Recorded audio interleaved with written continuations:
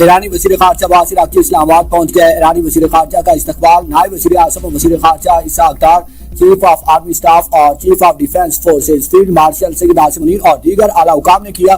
ترجمان دفتر خارجہ کے مطابق دورے کے دوران ایرانی وزیر خارجہ پاکستان کی اعلیٰ قیادت سے ملاقاتیں کریں گے، جن میں خطے کی تازہ ترین صورتحال اور علاقائی امن و استحکام کے لیے جاری کوششوں پر تبادلہ خیال کیا جائے گا۔ روانگی سے قبل اپنے بیان میں عباس عراقچی نے کہا کہ وہ اسلام آباد، مسقط اور ماسکو کے وقت دورے پر روانہ ہو رہے ہیں، جہاں وہ شراکت دار ممالک کے ساتھ دو طرفہ تعلقات پر قریبی مشاورت کریں گے۔ ان دوروں کا مقصد خطے کی بدلتی ہوئی صورتحال پر تبادلہ خیال کرنا بھی ہے، جبکہ ہمسایہ ممالک ایران کے اولین ترجیح ہیں۔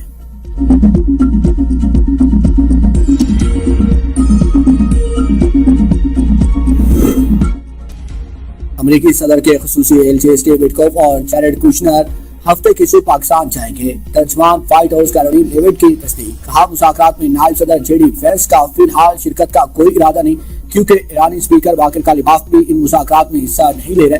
اگر مذاکرات میں پیش رفت ہوئی تو نائب صدر اسلام آباد سفر کرنے کے لیے تیار ہیں کہ ان کے عملے کے ارکان پاکستان میں موجود ہوں گے جو ان مذاکرات میں شرکت کریں گے۔ پورے مذاکراتی عمل میں پاکستان شاندار دوست اور ثالث رہا۔ ایران کی جانب سے پیش رفت نظر آ رہی ہے۔ ایران نے خود رابطہ کیا اور بالمشافہہ ملاقات کی درخواست کی۔ امریکی وفد پاکستان کی ثالثی میں ہونے والے مذاکرات کے لیے جا رہا ہے۔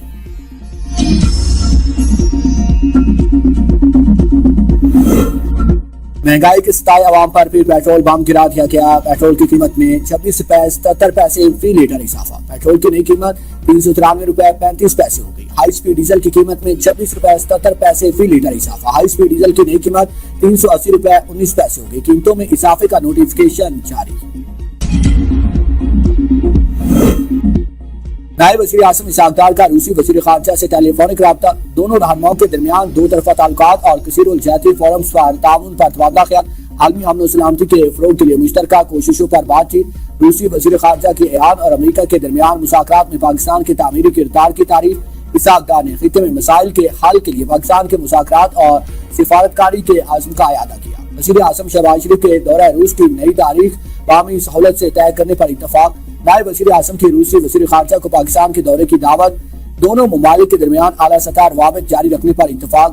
نائب وزیر اعظم و وزیر خارجہ سینیٹر محمد اسحاق ڈار کی زیر صدارت دفتر خارجہ میں اہم اجلاس، خطے اور عالمی سطح پر بدلتی صورتحال کا تفصیلی جائزہ لیا گیا۔ اسحاق ڈار کی تمام ترجیح امور پر فعال اور مسلسل سفارتی رابطے جاری رکھنے پر ہدایت۔ پاکستان کی سفارتی حکمت عملی کو مزید مؤثر بنانے کے لیے مربوط اقدامات پر بھی غور کیا گیا۔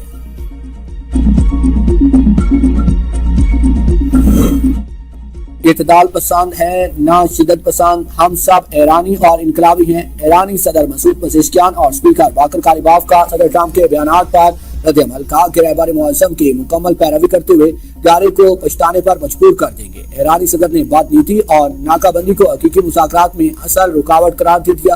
باقر کالیباف نے کہا کہ امریکی ناکہ بندی میں جنگ بندی بے معنی ہے۔ ایرانی چیف جسٹس غلام حسین محسنی نے امریکہ کو وارننگ دیتے ہوئے کہا کہ کشتیاں اور جدید زیر آب ڈرونز امریکی جہازوں کی تباہ کے لیے تیار ہیں۔ اگر امریکی جہازوں نے حد پار کی تو نشان عبرت بنا دیں گے۔ ایرانی سپریم لیڈر کے مشیر محسن رضائی نے کہا ہے کہ ایران متحد، یکجا اور ایک صدا ہے، جبکہ امریکہ مسلسل اسٹریٹجک غلطیوں کا شکار ہے۔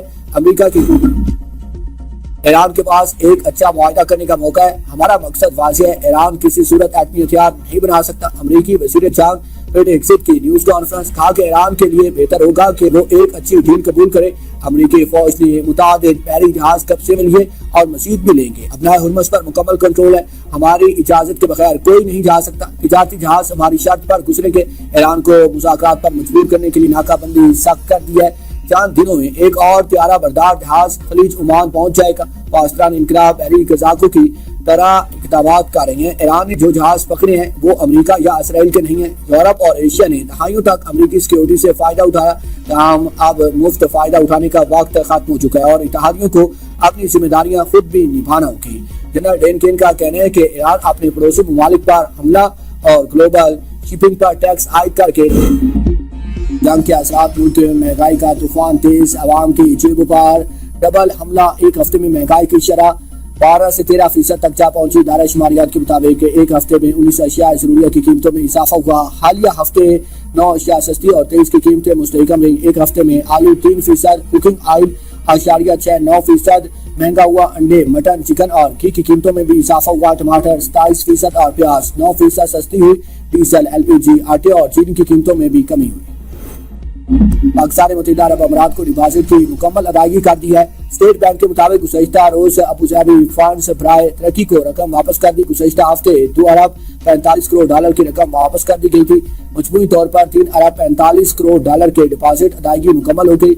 मुल्की ज़र मुबादला के ज़खायर में 10 करोड़ 40 लाख डॉलर का इजाफा रिकॉर्ड। स्टेट बैंक के अदाद शुमार के मुताबिक ज़र मुबादला की सरकारी ज़खायर में 1 करोड़ 80 लाख डॉलर इजाफा हुआ। मजमूई ज़खायर बढ़कर 15 अरब 9 करोड़ 76 लाख डॉलर हो गए। कमर्शियल बैंक के ज़खायर में 8 करोड़ 60 लाख डॉलर इजाफा रिकॉर्ड।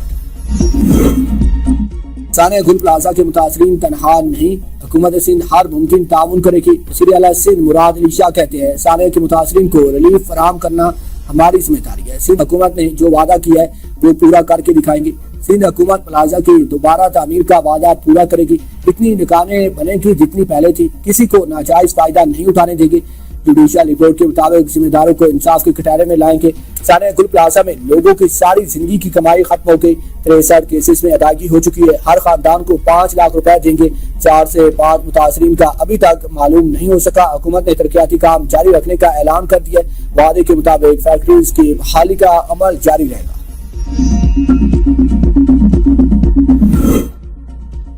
नाअहल हुक्मरान कौमी मफाद को मुसलसल नजरअंदाज कर रहे हैं। हमने हमेशा सियासी मफादात कुर्बान करके कौमी मफाद को मुकदम रखा, जिम्मेदार सियासी रवैये का मुशाहिदा किया। वज़ीर आला खैबर पख्तूनख्वा सुहेल अफरीदी का काबीना इजलास से खिताब।